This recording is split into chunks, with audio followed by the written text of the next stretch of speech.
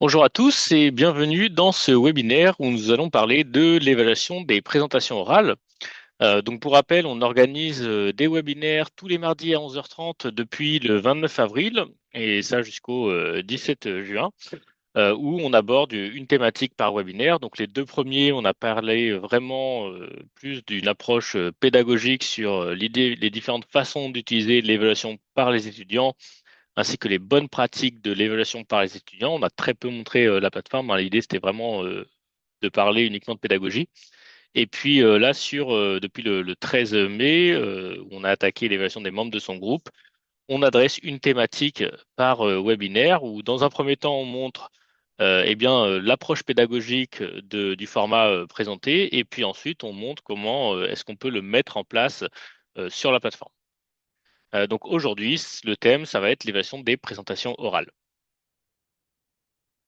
Peut-être juste pour se présenter pour ceux qui ne nous connaissent pas. Donc nous, c'est Challenge Me. On est une solution d'évaluation par les étudiants où on permet aux étudiants de s'évaluer entre eux, de faire de l'évaluation par les pairs. On permet aussi d'intégrer de l'évaluation par les enseignants, de faire de la coévaluation, etc. Donc de créer son propre scénario où on va intégrer à la fois de l'évaluation par les étudiants et les enseignants. On parle d'évaluation, mais on peut aussi parler de feedback, hein, puisqu'on a beaucoup d'activités qui sont simplement à but formatif, hein, pas forcément sommative. On est intégré aux principaux LMS, Moodle, Blackboard, Brightspace et d'autres, et on travaille aujourd'hui avec des écoles de commerce, des écoles d'ingénieurs, des universités, en France principalement, mais aussi en Suisse, Canada et Belgique. Peut-être juste en ce qui me concerne, moi je m'appelle Jean et à Challenge Me, je m'occupe d'accompagner les enseignants dans l'utilisation de la plateforme. Donc, si vous avez des questions techniques ou pédagogiques sur les différentes approches qu'on vous propose, voilà, n'hésitez pas à me contacter. Alors, qu'est-ce qu'on va voir dans ce webinaire? Donc, dans un premier temps, on va voir les enjeux de l'évaluation des présentations orales. Donc, comment ça se passe généralement ce type de format et quels sont les intérêts d'inclure de l'évaluation par les pairs dans ces présentations-là. On verra vraiment les enjeux et puis les bénéfices qu'on peut en tirer. Ensuite, on verra quelques exemples de formats possibles pour voir comment est-ce qu'on peut, les différentes façons d'intégrer l'évaluation par les pairs dans ces présentations orales. Et puis, on verra qu'on peut avoir des formats qui changent, hein, en fonction des objectifs qu'on souhaite atteindre. Ensuite, on verra quelques exemples de critères pour voir à quoi peut ressembler une grille qu'on va mettre à disposition des étudiants. Et puis, on verra aussi une petite checklist des différents éléments à prévoir pour lancer ce type d'évaluation. Et enfin, on verra comment est-ce qu'on crée ce type d'activité dans Challenge Me, donc étape par étape. L'idée, c'est pas de vous montrer, vous savez, des experts techniques, c'est juste pour vous permettre de vous projeter dans l'utilisation de Challenge Me si cela vous intéresse pour ce type de format.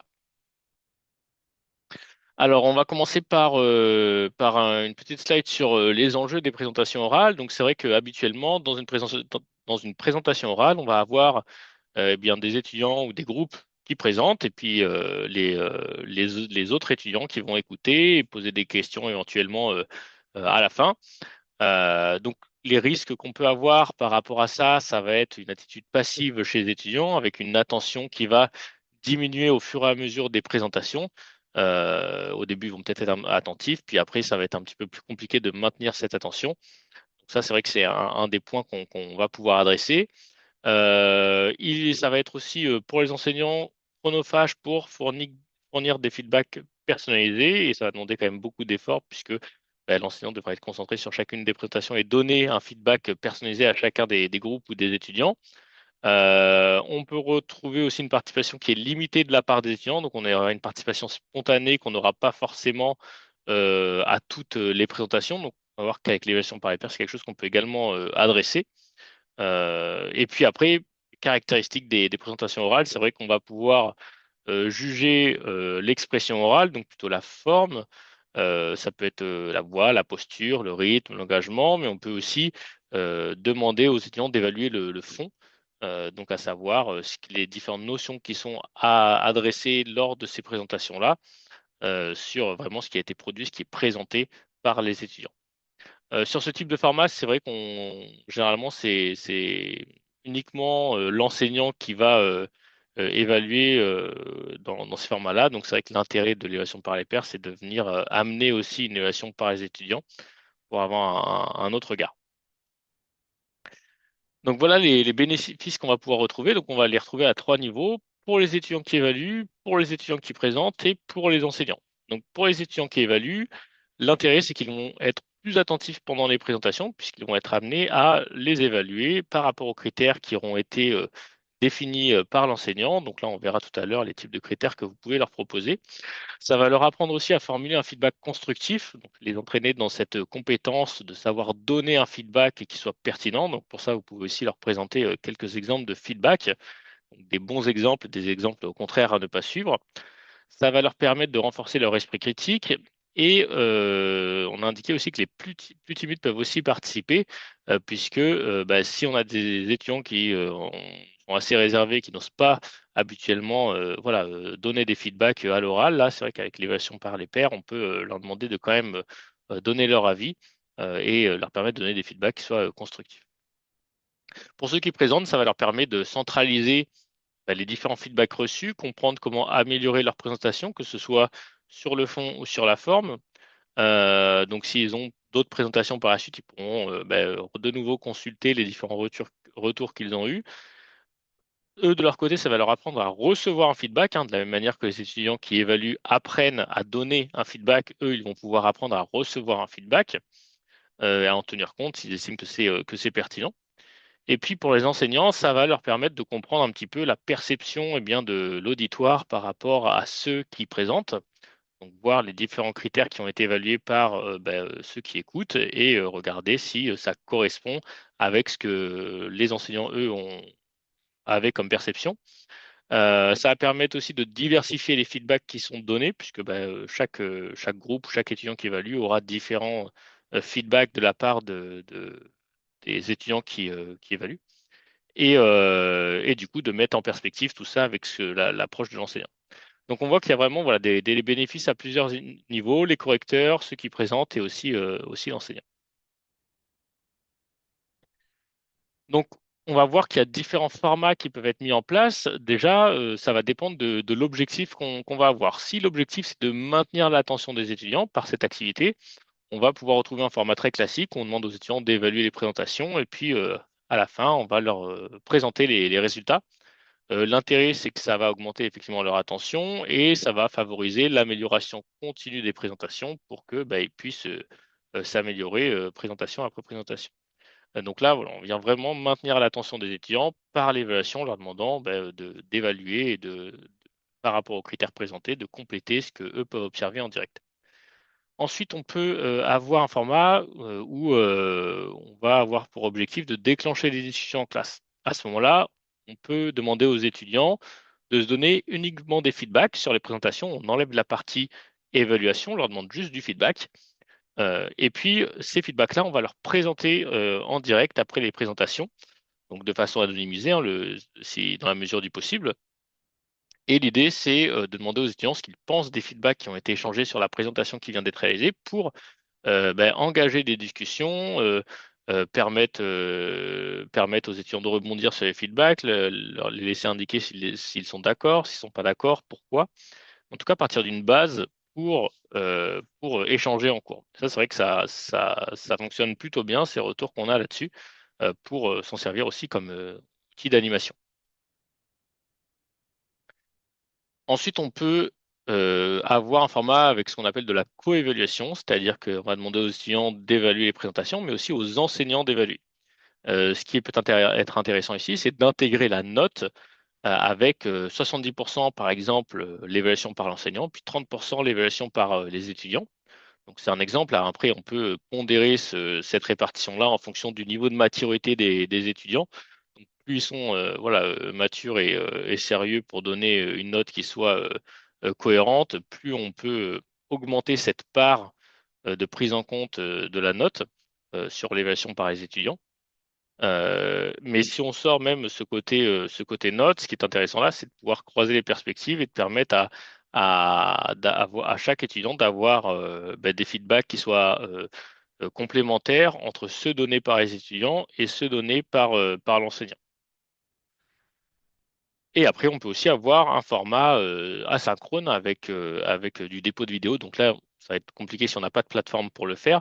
Mais si on utilise un outil comme ChallengeMe, on peut demander du coup aux étudiants de soumettre une vidéo sur la plateforme et demander aux autres d'évaluer cette vidéo pour permettre voilà, d'évaluer ce type de format avec une flexibilité géographique et temporelle.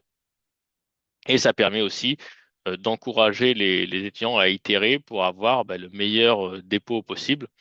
C'est un peu différent des présentations en live, puisque en live, ils ne peuvent pas itérer. Là, l'avantage, c'est qu'ils peuvent faire plusieurs prises avant de soumettre. Un autre format qu'on n'a pas mis en avant ici, c'est aussi de demander aux étudiants de soumettre leur support de présentation pour qu'ils soient évalués sur la forme de leur présentation, donc comment ils présentent oralement, le fond de ce qu'ils présentent, mais aussi sur le support qu'ils ont réalisé pour faire cette présentation-là. Après, on ajoutera évidemment des critères qui sont liés au support pour que ce soit possible. Donc là, on voit quelques exemples de critères d'évaluation qu'on peut utiliser. Donc là, on a deux critères de forme, hein, c'est juste pour donner des exemples. Donc l'intérêt ici, c'est surtout de mettre effectivement donc, le titre du critère et puis différents éléments observables pour permettre à l'étudiant de bien comprendre comment évaluer? C'est vrai que si on n'avait que maîtrise de la voix et du rythme, un étudiant, si on lui demande de donner une note sur 10, il va devoir choisir un peu de façon arbitraire ce qui lui paraît le plus cohérent, mais il n'aura pas forcément de paliers sur lesquels il va pouvoir se baser. Là, en mettant différents niveaux avec des éléments observables en face, ça permet à l'étudiant de bien comprendre les attentes sur chacune des options proposées. Donc ça, c'est vrai que c'est une bonne pratique qu'on va recommander, hein, vraiment avoir des critères avec des éléments observables. Donc là, on a mis un exemple sur maîtrise de la voix et avec engagement avec l'audience, donc toujours avec différents niveaux. Et après, si vous voulez générer une note, on associe chacun des niveaux à un nombre de points et derrière, on génère une note. Mais l'étudiant, lui, il n'a pas l'impression d'évaluer puisqu'il n'y a pas de note directement associée dans ce qu'on lui demande de sélectionner.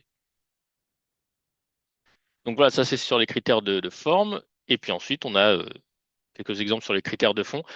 C'est des exemples de critères génériques ici, mais après, ça va dépendre du sujet que vous adressez. Donc, en fonction du sujet, c'est vrai que on va vous recommander de préciser ces critères-là pour que ça corresponde vraiment à ce que vous attendez. Maintenant, vous pouvez aussi utiliser des critères plus génériques si vous le souhaitez. Ça dépend vraiment de vos attentes et du niveau d'évaluation que vous attendez de la part des étudiants. Mais toujours garder quand même ce principe avec différents éléments observables dans la mesure où vous pouvez le faire, puisque ça permettra aux étudiants de mieux s'approprier la grille d'évaluation. Pour Cyrex pose des questions sur le nombre de critères d'évaluation à donner. C'est vrai que nous, on va recommander voilà, entre 4 et 6 critères. Après, vous pouvez très bien en mettre plus, mais ce qu'il faut garder en tête, c'est de ne pas en mettre trop pour ne pas lasser les étudiants et du coup qu'ils bâclent un peu le fait de compléter ces critères et du coup le fait d'en mettre peu, voilà, entre 4 et 6, nous, ce qu'on a observé, c'est que c'était quand même bien rempli euh, et que ça permettait voilà, un niveau correct d'analyse de la part des étudiants. Enfin, on va trouver une petite checklist des différents éléments à mettre en place pour ce type d'évaluation. Donc, le premier point, c'est de planifier là où les périodes durant lesquelles vous souhaitez que les étudiants évaluent. Donc, est-ce que vous souhaitez que les étudiants évaluent pendant les présentations? Après, il y a des enseignants qui vont préférer que les étudiants évaluent, mais à la fin des présentations, donc à prévoir un petit temps après les présentations pour que chaque étudiant puisse évaluer. Donc là, après, il n'y a pas de recommandation particulière là-dessus. Ça dépend vraiment de vous, comment vous souhaitez mettre en place ce format-là. Mais en tout cas, bien planifier à quel moment vous demandez aux étudiants d'évaluer et puis à quel moment aussi vous souhaitez leur présenter les résultats. Euh, Ensuite, définir les critères. Donc, comme on l'a vu avec les éléments observables, hein, dans la mesure où on peut le faire. Ce qu'on recommande aussi, c'est de pouvoir co-construire les critères avec les étudiants. Ça permet une meilleure adoption des critères, ou en tout cas juste présenter les critères en amont. Comme ça, s'il y a des questions sur les critères, eh bien, vous pouvez en discuter avec les étudiants et le jour où ils doivent évaluer, eh bien, ils sont bien au fait des critères et ça facilite la prise en main de cette pédagogie. Et du coup, ça rejoint ce troisième point qui est de présenter le format d'activité aux étudiants pour leur expliquer quel est l'intérêt pour eux d'évaluer. C'est des questions qu'on peut avoir chez les étudiants. Pourquoi est-ce qu'on demande en tant qu'étudiant d'évaluer un camarade? Eh bien leur présenter les intérêts et les objectifs que vous attendez et ce que vous attendez d'eux en termes de feedback aussi. Donc leur présenter aussi des feedbacks, ça va être le quatrième point. Leur expliquer ce qu'est un feedback pertinent, leur mettre des exemples, les formats qu'on ne souhaite pas voir, avec des feedbacks de type la présentation est nulle ou alors au contraire bon travail qui va pas forcément amener beaucoup d'informations à l'étudiant. Là, l'intérêt, c'est qu'on peut, dans la mesure du possible, leur montrer des exemples de feedback qui soient bien construits. Pour ça, nous, on a des ressources qui existent déjà, sur lesquelles vous pouvez vous baser pour présenter tout ça. Ensuite, évidemment, encadrer l'évaluation pour voir que tout se passe bien, que tout est bien compris. Et ensuite, présenter les résultats anonymement aux étudiants. Donc, si on peut le faire anonymement, c'est vrai que c'est mieux pour ne pas avoir de biais lors de l'appréciation des étudiants. Si j'étais évalué par un copain ou par des différents étudiants avec qui j'ai plus ou moins d'affinité, donc voilà, anonymement. Mais c'est vrai que c'est intéressant de pouvoir leur présenter les résultats pour qu'ils puissent comprendre comment s'améliorer. Et ensuite, si vous pouvez le faire, avoir une phase de restitution où vous allez prendre leur retour pour voir ce qui a été, si ça leur a été utile, comment est-ce que l'activité pourrait être aussi améliorée. Donc voilà, ça c'est plus pour une logique d'amélioration continue. Mais le plus important, c'est vraiment voilà, définir les périodes durant lesquelles vous souhaitez effectuer les évaluations, définir les critères et du coup présenter le format aux étudiants. Par rapport à Challenge Me, on a listé ici quelques éléments pour montrer un petit peu la valeur ajoutée d'utiliser voilà, le Challenge Me dans ce type de format. Un des points, c'est qu'on va avoir des modèles et des critères déjà tout faits. Donc, vous avez des critères déjà existants que vous allez pouvoir utiliser, des modèles déjà existants aussi que vous pouvez utiliser clé en main. On va avoir des relances automatiques par email. Alors, pour ce format-là, ça va être moins utile, mais c'est vrai que sur de dépôt de travaux et de l'évaluation de travaux, sur un format asynchrone, ça va être assez utile d'avoir des relances automatiques. Là, les présentations orales, c'est synchrone la plupart du temps, donc on n'aura pas forcément besoin de relance, mais sachez que ça existe. On va pouvoir exporter les notes et les feedbacks et la participation, enfin toutes les données au format Excel. Donc derrière, si vous avez besoin de retraiter ces données-là, de les importer dans un autre outil, etc., vous pourrez le faire. On peut calculer la note directement dans Challenge Me. Si vous souhaitez pondérer entre l'évaluation des étudiants, l'évaluation de l'enseignant, tout ceci est possible dans Challenge Me directement sans devoir le retraiter derrière. On a un support dont je fais partie avec Florent qui est là pour vous accompagner sur vos questions, soit techniques ou pédagogiques, vous conseiller aussi et surtout sur les bonnes pratiques par rapport au format que vous souhaitez mettre en place. Et on a aussi un assistant IA que vous pouvez activer si vous le souhaitez pour enrichir l'expérience étudiant. Ça va se présenter sous forme de coach IA. Donc l'étudiant pourra faire appel à ce coach pour l'aider à construire un feedback qui soit pertinent, pour synthétiser les résultats qu'il a eus sur les différentes évaluations reçues. Donc en tant qu'étudiant, si j'ai reçu 4, 5 évaluations, cet assistant IA va pouvoir synthétiser les différentes notes et feedbacks reçus pour me permettre de bien comprendre mes points forts, mes axes d'amélioration, etc. Et après, on a des ressources, des guides pour vous accompagner. Voilà cette petite slide sur ChallengeV. Maintenant, je vais pouvoir vous présenter comment ça se passe concrètement sur la plateforme. Hop, alors, je vais présenter mon écran. Voilà, normalement, vous devriez voir mon écran. Et donc, les interfaces que je vais vous présenter, ça va être les interfaces pour créer un challenge. C'est ce qui va sortir voilà, d'ici la fin de l'année scolaire, normalement. Donc, si vous utilisez Challenge Me dès maintenant, ça va pas se présenter exactement comme ça, même si vous allez retrouver les principaux éléments.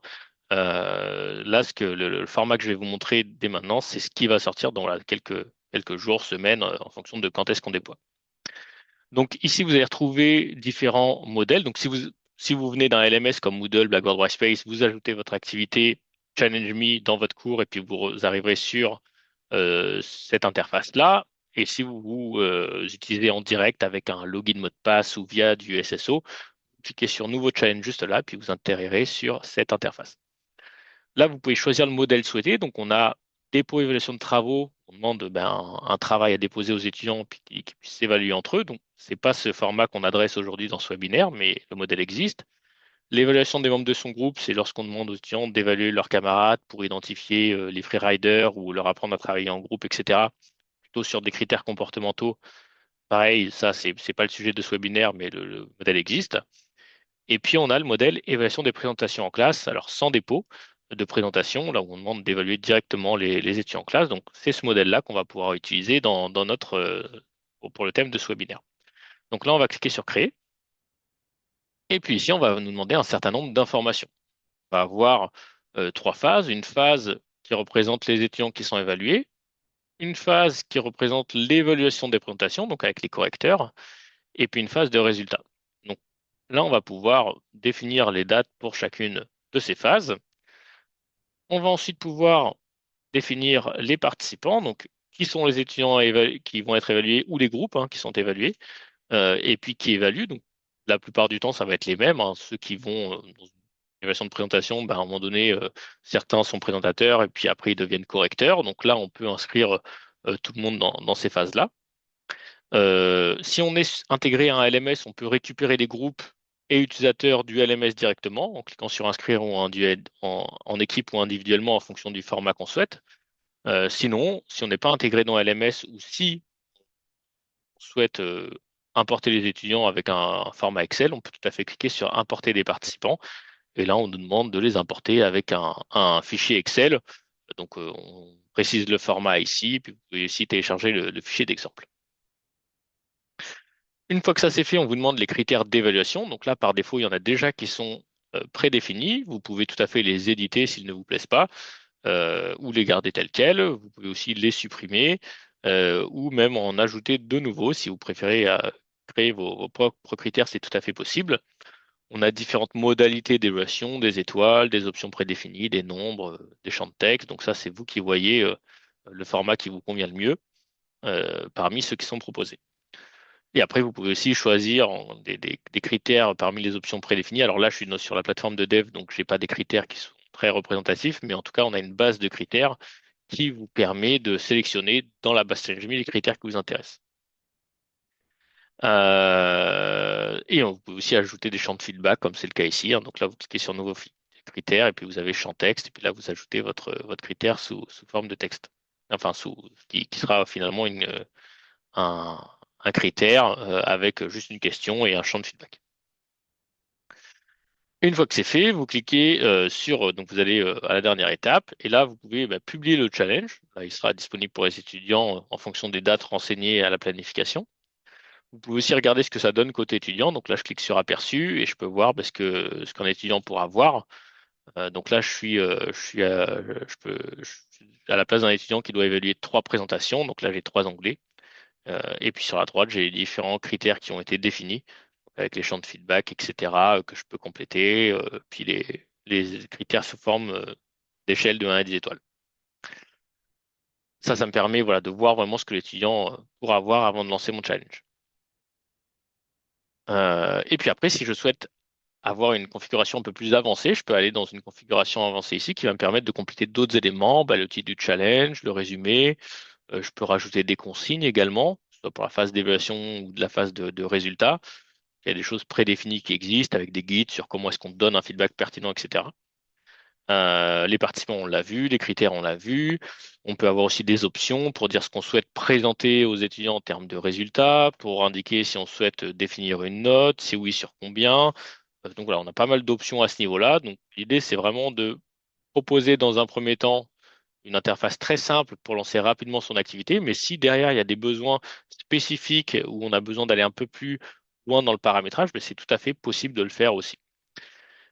Et on a également un assistant, voilà, l'assistant IA pour si vous avez cette option-là qui vous permet d'ajouter, par exemple, en phase de résultat, un assistant pour synthétiser les évaluations et les feedbacks reçus pour chacun des étudiants.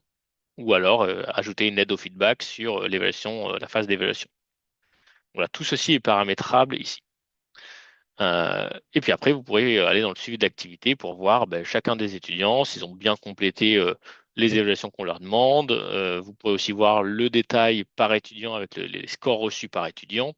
Voilà, vraiment accéder à toutes ces informations-là et exporter toutes ces données au format Excel si vous le souhaitez, le réimporter dans le gradebook de votre LMS si vous utilisez le gradebook. Enfin voilà, pas mal d'options à ce niveau-là. Ce qu'il faut retenir, c'est vraiment que vous avez voilà, des modèles qui sont tout faits, que vous pouvez créer quelque chose de très simple, mais aussi d'aller un petit peu plus loin dans le paramétrage si vous avez besoin d'aller plus loin et que vous avez des contraintes spécifiques. Voilà, j'arrive au terme de cette présentation. J'espère que c'était clair. Maintenant, si vous avez des questions, je vous invite à activer votre micro et à me les poser.